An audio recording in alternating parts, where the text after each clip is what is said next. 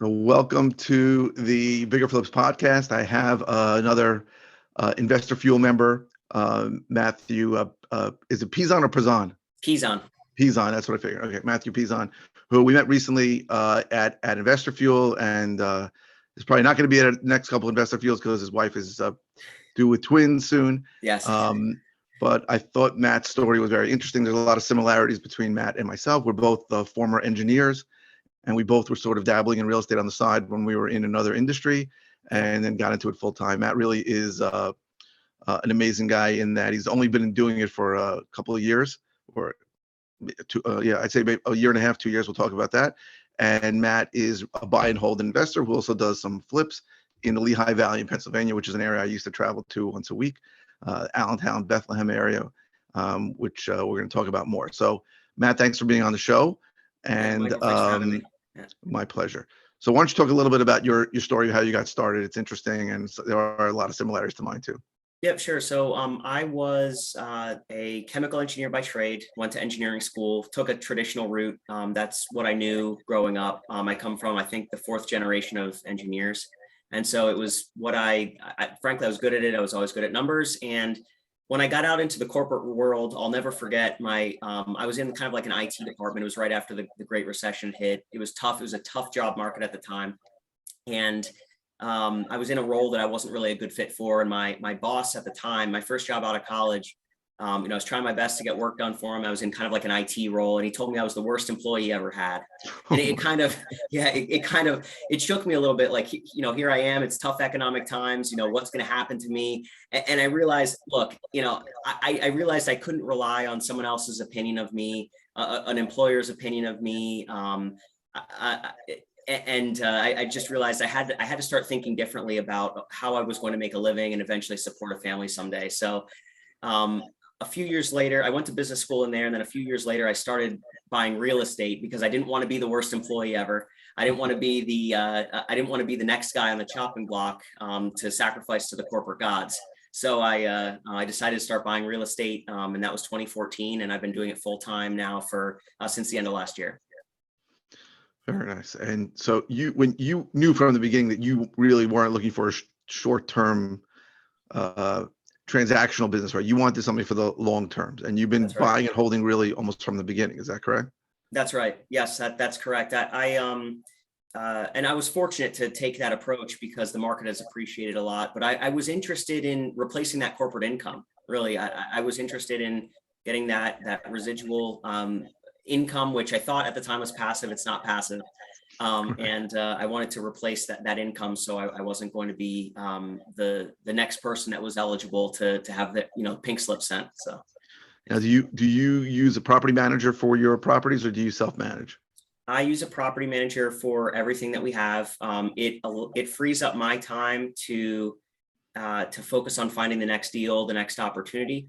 I'd rather be focused on, okay, how can I improve branding, or how can I improve our sales process, than trying to respond to tenant inquiries. And not that they're not important, they are. It's extremely important. It's just that's not where I wanted my time to be focused. Absolutely. So I have some properties that I self-manage, and I can tell you it's I always wonder why I do it, because it's the worst use of my time for sure. But it's harder. I've tried some property management, and I had some bad experiences, and I don't manage a lot. So, and in fact, I'm selling something next week. That's probably my biggest problem. But what strategies have you been using to find the properties? So originally, when I started, it was just direct mail, and it was the slowest, most cumbersome way. I was going on the public record, looking up landlords in neighborhoods I wanted to buy, handwriting a letter and hand addressing it and sending it. It did get me deals. Any property you saw where the tax bill was going to a different location, you just assumed that was a possible a landlord who probably had an eviction or some other issue, or someone I could buy from eventually. That's right. And so I was, I think I wrote out 1,000 that way. I got a few deals actually from it because it was handwritten, and it was me picking up the phone. I was disciplined about it. And now we run direct mail services and stuff. It's mostly automated. Yeah. What was your criteria then where you thought something was a good deal to buy? And has that changed over time? Yeah, it really hasn't changed that much over time. It's gotten more nuanced, but at the time it was, okay, how can my all-in costs be about 80% of what the property at the time could appraise for? I just wanted to have enough equity buffer where, look, I purchase it, I add some improvements, and then there's 20% equity for me for finding the deal, solving whatever problem there was, and then refinancing it and keeping it. And So you it weren't, still really is that way. That really is my criteria. I always look for a discount. I never pay full price. I solve real estate problems, and that's the fee. A lot of people don't want to deal with these issues. I'll take care of their problems, but it's not, it's not for free. It's a for-profit business, and the equity is the fee. so you analyze it based on the equity, but what about the cash flow coming from it? Is it always cash flow positive? Well, so usually in the Pennsylvania market, in my market, in the Lehigh Valley, it usually is, the rent to price ratio is favorable. And so So what's generally, a typical? lot of the times the properties will cash flow at full price, even in this market. So if you take a discount, it's even more likely to cash flow. So what are typical rents for a one bedroom or two bedroom there? Yeah, so a one bedroom safely, it depends on the product type, but let's say $1,100 in downtown Allentown for a nicer product. There are apartments that trade for more. Two bedroom, maybe 1,250, 1,300. Really? It's And interesting. a three bedroom, 2 unit with a one bedroom downstairs, that might trade for maybe 225, 250, something like that. So the rent to price ratio is still favorable, and that's why if I get that discount, I know it'll cash flow just because Right, of right, doing it right. so long. So See, it's funny because in my areas, the rents are much higher, right? You can mhm. get over 2,000 for, well, you can get 1,800 for a one bedroom, and you can get as much as 3,000 for a two bedroom. But the properties, certainly single families, are never cash flow positive at those numbers because the taxes are so high. It's very easy for it to be $1,000 a month. And then because the price points are much higher, the debt service is too high and they just don't work out. For Right, right. me, Or you have to whenever put I'm, down a massive deposit, and why, right? yes, right. So that brings me to the next question. So how are you funding the purchases, and how are you getting the equity out on a refinance? How do you handle those kind of Right. things? So in the beginning, when I was first starting out, it was based on my W-2 income, taking loans from 401k and then paying them back. Personal loans I was taking, I leveraged my car and stuff like that. I had paid it off. So that was when I was getting started. And then I would use those funds to put down, typically with hard money loans, I would just control and acquire an asset at some discount. And then I would look to refinance all of my money back out of it, pay off those lines or pay off that debt, and then do it again. So these days it's still the same model, really. It's just that I have access to lines of credit, or just purchasing in cash, or even lenders now, based on my experience, they're willing to do more significant construction, rehab loans, larger projects that before they wanted all the leases, and now they don't care as much about that because of my experience. Are you using local banks in that area, or are you using national banks? What are you using Usually for? local banks, although I use a national lender, Kiavi, for a lot of the, similar to like a hard money type loan. I use I Kiavi use too, and them. I'm using them on a project right now. They're up on my other screen right now, looking at them. Oh, God. I'm a Nice, nice. Kiavi fan too. I used them when they were used to be Lending Home, and then they changed their Okay. name. But I'm a fan of Kiavi too. But you, local banks on the refinance, and so Kiavi Yes. is the short term bridge, and then you use a local bank to refinance. Yes, yes. And I have gotten to the point where a lot of the local banks are starting to get up on to their lending limits, where they can't, they have like a maximum exposure. And it's not that way for some of the national banks. So, or the national lenders. So I'm probably going to have to get some new relationships soon, just because I'm running out of runway. Right, or find more local banks that have more availability for you. Yeah. Well, I know who they are. It's just I don't like their Yeah, terms.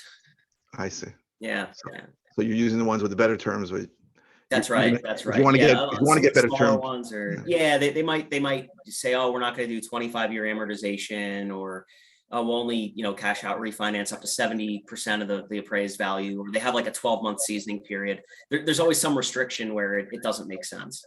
right. So you look to refinance these things quicker than 12 months Oh yeah. usually, Oh yeah. Usually 3, 4, 5 months, depending on the scope. and the lenders will give you the appraised value after 3 months as opposed to the purchase price as a value.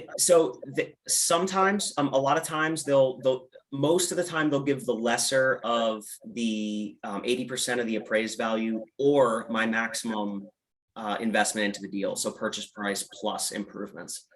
I see. So they'll So let you get if away. I'm into the deal, like just really simple, if I'm into the deal if I bought it for 100,000, I put 150,000 into it. Even if the property appraises for $1 million, they'll only give me 150 because that's my total investment.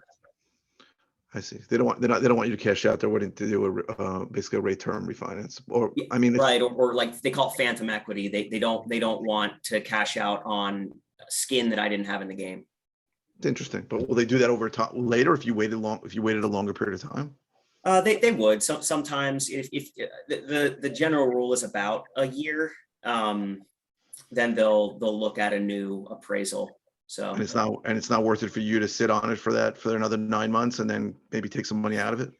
Most of the time I'll do the initial refi with a bank that doesn't have a prepayment penalty, and then I'll kind of force them to either do a second or refinance their own loan, because I'll just say, hey, look, then I'm just going to refinance it with them. So Right. at least then I'm not paying the higher costs all along for those Right. 9 months or whatever. So that's another strategy I've done.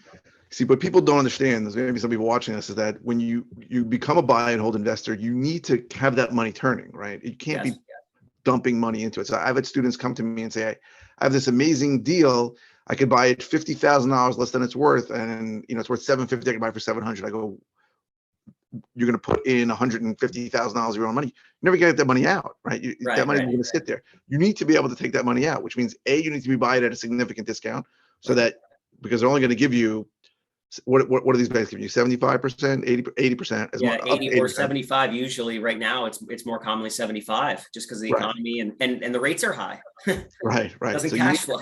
and people don't understand that if you're not buying it at least a 25 to 30% discount, you're not going to get your money out of it, and then you can only do it once. Like, if you want this to be the last property you ever buy and hope that everything goes well, because it was tight on the cash flow also, I'm like, then do it. I said, but Right.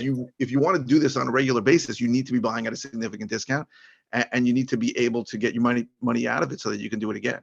And it's right. it's something a lot of people don't think about. They're like, well, I just want to be a buy and hold investor, so I'm going to buy something, for at a 5% discount. I go, then you're never getting your equity portion out of it. So it's a big part of managing any kind of buy and hold investments. That's absolutely right. So now you said you're still doing direct mail to get deals. Is that what you're doing? Yeah, so still doing direct mail. I started, I wasn't doing any online or digital type stuff up until really earlier this year. So I'm now getting into SEO. I'm doing paid ads, and I've seen a lot of the benefit of those. I know it'll continue to compound over time, and I'm just starting some digital type ads for. So there's some like AI stuff that I'm using to.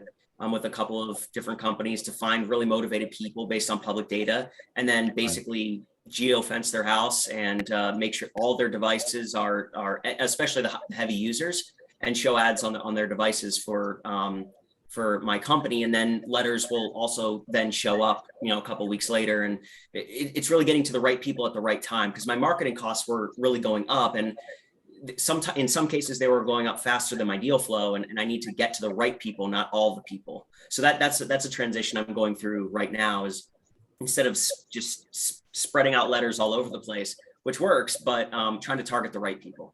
Sure. And which kind of lists are you mailing to when you mail? Delinquent taxes, delinquent mortgages, credit card judgments with property, divorce, probate, all the typical lists, and all pain points that could indicate a higher likelihood to sell. That's right. That's right.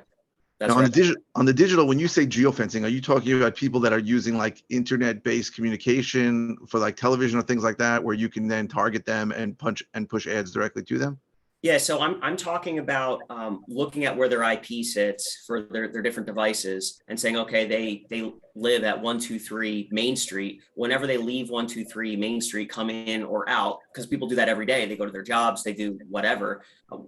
We're going to target those devices with our ads. It's a relatively common marketing.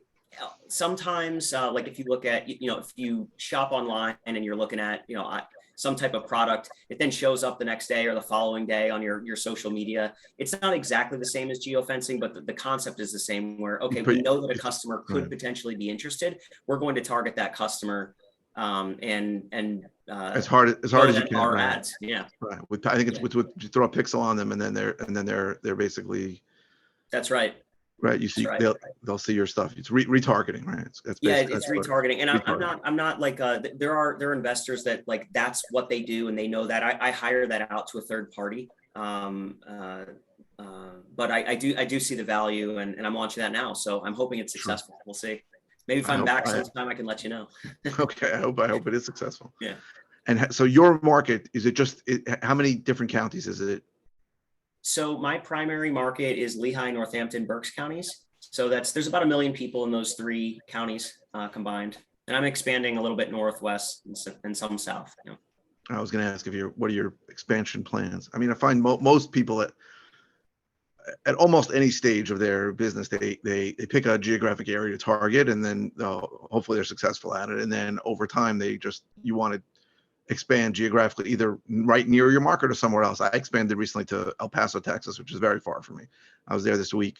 But I find that it's if you find a system that works in your area, usually will work in other areas too, even if that area is different. And I think a lot of people are expanding geographically. So you have a lot of space in Pennsylvania to expand to. So I'm sure you will eventually conquer those other areas too. We all like to stay close to where we are, but it's not so. Where do you live in? You live in Lehigh Valley? I do. Yep, I do in the Easton area. So really, I don't want to invest in, if it's outside of 2 hours from me, I'm not really interested. And it's just because I have my network of roofers and contractors, HVAC guys, all the stuff right here, and they'll travel for me. It's no problem. But then if you go somewhere else, you have to rebuild that network, and you're probably experiencing some of that right now. Yeah, when I go over an hour away, I find a problem. I had a property that was far away from me. It was in a city called Mastic. It's like 90 miles from me, and with traffic, it could be 2 hours. And it took like a year to do what should have been 2 months worth of work. And basic crap I got from the contractor was like, it's just too far. So if he had any excuse not to go out there, he wouldn't go out there. So I find the same thing. I don't like driving more than an hour. I have to go out there a lot. I have to always go in the middle of the day to avoid traffic. So I don't like traveling a lot either. But but sometimes we do, and that's part of the business for sure. Well, right, and as long as there's a local team there and that they know people that can do the work, it's okay. Really, the extent of my involvement, even historically, even the properties that are within 10 minutes of my house, I'll go see it. And now I have an acquisitions team that's helping with that, but I'll go see it. And that's the last time, I'll see it once or twice, but then management takes over. So as long as the management company has the people, processes in place, even if it's in my backyard, I don't go to it anymore. I pass that off and I'm on to the next deal. Yeah, you're smarter than me. I'm still trying to get to that point where I'm not going out there. I'm trying to get to that point, but I'm still doing that. I'm still all doing the acquisitions myself. But you have physical people that are near you that are going to meet the people in person. Is that correct? And see the house in person? That's right. And that's new. It really came down to the fact that our family's growing. And the first decision that I had to make, I used to do it all. And this was up until last year. The job and real estate on the side, it just became too much. And now because we had our son in 2021 and it was just becoming too much. Well, now our family's growing again. And I'm going to have to choose, well, do I spend time with my family in the evening or do I go to this appointment? And so it's really become out of necessity if I want to have a strong family life that needing to hire. And so that's been one of the things that I've gone through over the last 6-9 months is how do I build a team and how do I tell them what to do and give them clarity on their roles so that they can execute, not me. And fortunately, I have experience with that in the corporate world. I had 8 people under me. I was a mid-level manager at a very large company. So I had some skills that were transferable, but it's just been kind of a grind to hire and build and show me the documentation and all that stuff I've been grinding on for the last 6-9 months. It's a lot, but it's almost in place and the team has grown and now I have an acquisitions team. So talking about that struggle between work and family time. Let me tell you a story about the first hire I made. And this is the story that made me make my first hire. So I had a partner and we were basically doing everything ourselves. Yeah. And then I don't remember which kid it was about 8 years ago, but I had one of my kids' birthdays parties, and it was first starting, so maybe it was more like 10 years ago. And I had a property that we were trying to sell, and everything we had to sell right away because we were tight on cash. I think this was the second or third deal that we did. And during one of my children's birthday party, I got a call from a buyer who said they didn't have an agent to buy this house, and we were selling this property. I still remember the address. It was 59 St. John's Avenue, and we were asking 400,000. And this guy said he didn't have an agent, and I was already counting the extra 2% we were going to make, which was $8,000. And I left my kid's birthday party to go show this property to this buyer. And I got there, and again, I was really green. So I would, if I told you some of the things I would do to try to sell this house, you wouldn't even believe it. I used to take the incandescent bulbs out and drop drops of vanilla extract on them and plug them in so that it would smell nice in the house. And I put all the lights on, and I made this house look so great. And I think it was staged. And I waited and I waited, and they didn't come. And I called them, and they go, "Yeah, we changed our mind." And I said at that point, I need to hire a dispositions manager because I cannot do this again, right? So it was this terrible decision I made to leave one of my kids' birthday parties. It was the end of the party, but to waste my time because I hated dealing with buyers. That was the first thing that I hated. That was the first hire that I made, was a dispositions manager. And yeah, you'll see, as you don't want to miss those years when they're growing up. I was very fortunate that I was able to be there. My youngest now is turning 20. I have grandchildren now, but you don't want to miss those years. It's not worth it. Nobody ever died saying they wish they spent more time in the office. Everybody's thinking that they wish they spent more time with family. So I agree with you 100%, but it's a challenge. It's always a challenge hiring people. And in general, I find that the people we hire, and this is something people don't really get, they are not going to be as good as you, right? They're just not, right? You hope that they'll be better than you. And sometimes at certain skills that you have lacked, they might be better than you. But even if they're 80% as good as you, the fact that it frees you up to do the things that you want to do and things that are probably going to bring the business more money is absolutely worth it. And I had to get that into my head as I hired people. I have a team now of 6, and I don't have a partner anymore. But I know, and sometimes I look at a lot of them are virtual in the Philippines or Mexico, and I look at them like they're not really working that hard, but I'm like, I don't want to be doing this. And there is a cyclicality of the business. Things go up and things go down, and hiring people to allow you to do the things you want to do, whether that's spend more time with your family or parts of the business that you want to do, is a huge portion of growing any business. And a lot of people just don't get it. It doesn't work for them because they think that if I get somebody who's not going to be as good as me, then it's a problem. But it's not, because it's still going to be better for you and for the company for sure. Oh, that's so true. Yeah, there's a lot of gold in there of what you just said. Absolutely. Yeah. All right. So do you see yourself continuing to acquire more doors like going forward? I know also I wanted to ask you, you said you flipped some properties. Like what determines to you if you're going to flip it or if you're going to hold it? What does it take? Is it just because that's a good question. My primary criteria is, can I rent this and can I hold this long term? And that's really what I'm looking for. But if there's an opportunity that presents itself, we rarely flip. But if it makes sense, we won't say no, just because we have the network in place, we have the contractors, they're looking for work.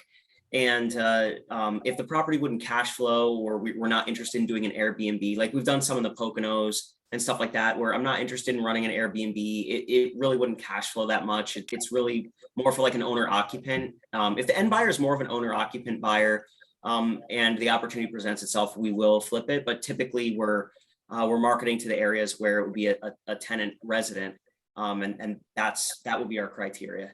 Okay, so it's really more dependent on the location. Yeah, that's right. Not how much work, not how much work it needs.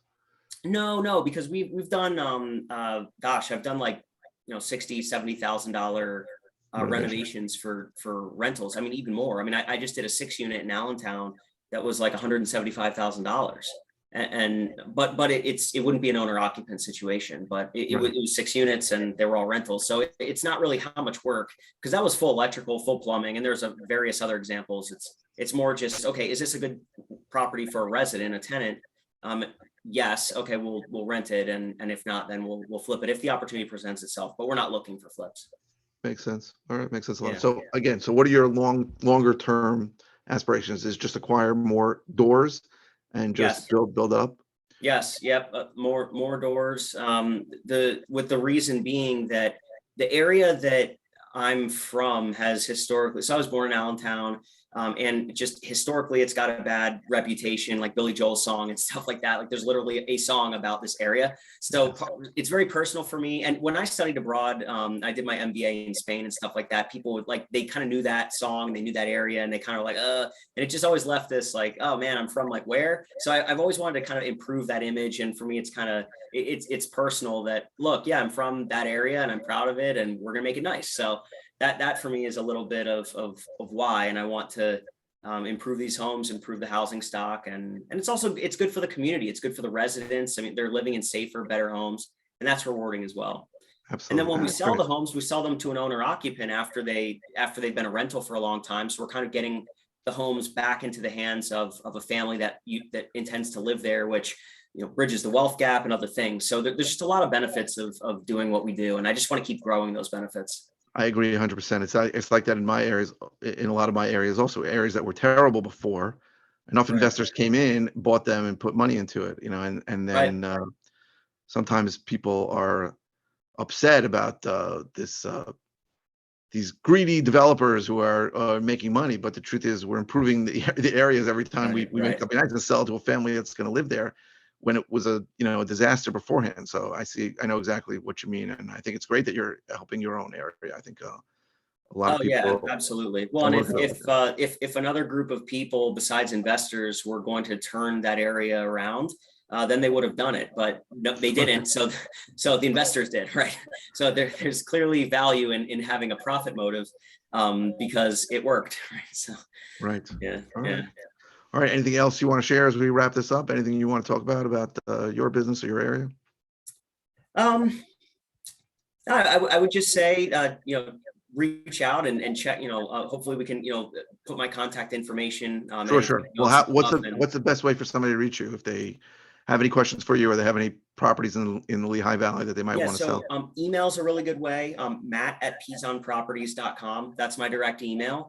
And reach out. But I would encourage everyone to check out the Lehigh Valley area. There's a lot going on here. There's a lot of impact. We've gotten a lot of people moving from New York, New Jersey, some of the higher cost areas, and there's a lot of appreciation, a lot of things going on. There's massive developments here, and it's not slowing down. So I would encourage everyone to check out this market and give it a look, because it's a great place to invest. You can still get good cash flows and affordable properties.